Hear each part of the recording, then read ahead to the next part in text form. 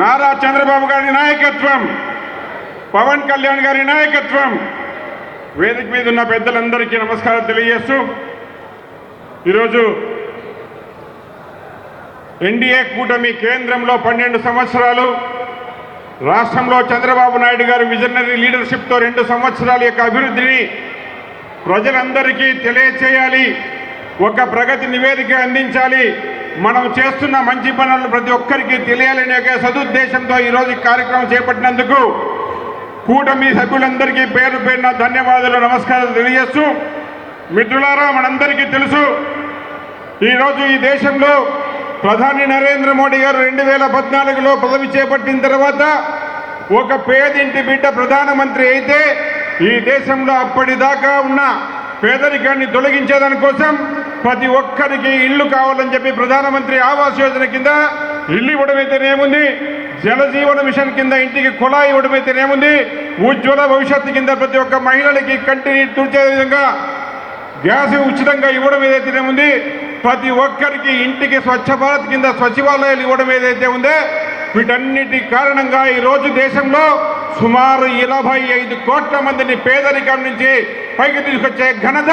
మన నరేంద్ర మోడీ గారికి దక్కిందని చెప్పి సందర్భంగా తెలియజేస్తున్నాను. అదేవిధంగా రాష్ట్రంలో 2014 నుంచి 19 వరకు డబుల్ ఇంజన్ సర్కార్తో నారా చంద్రబాబు నాయుడు గారి యొక్క దృష్టితో కొత్తగా ఏర్పడిన రాష్ట్రాన్ని ముందుకు తీసుకెళ్లడంలో కేంద్రం అందిస్తున్న సహకారంతో పోలవరం కానీ అమరావతిని కానీ ఒక స్థాయికి తీసుకొస్తే ఆ రోజు బూటకపు మాటలు కానీ మాయ మాటలు కానీ నమ్మి ఒక్కసారి పొరపాటు చేసిన కారణంగా ఈ రాష్ట్రంలో 5 సంవత్సరాలు విధ్వంసక పాలన జరిగింది. దాని మూలన రాష్ట్రం 20 సంవత్సరాలు ఆర్థికంగా కానీ అన్ని విధాల ఉపాధి అవకాశాలు కానీ వెనక్కి నెట్టివేయబడినాయి. ఈరోజు 2024లో ఈ రాష్ట్ర ప్రజలు మరొక్కసారి డబుల్ ఇంజన్ సర్కార్ని ఆశీర్వదించడం వల్ల అభివృద్ధి ఎంత వేగంగా చెందుతుందో చూస్తున్నాం. పింఛన్లు కానీ లేకపోతే తల్లి బడిపిల్లల యొక్క విద్యా ఫీజులు కానీ లేకపోతే అభివృద్ధి రోడ్లు కానీ లేకపోతే ప్రతి ఒక్క విషయాన్ని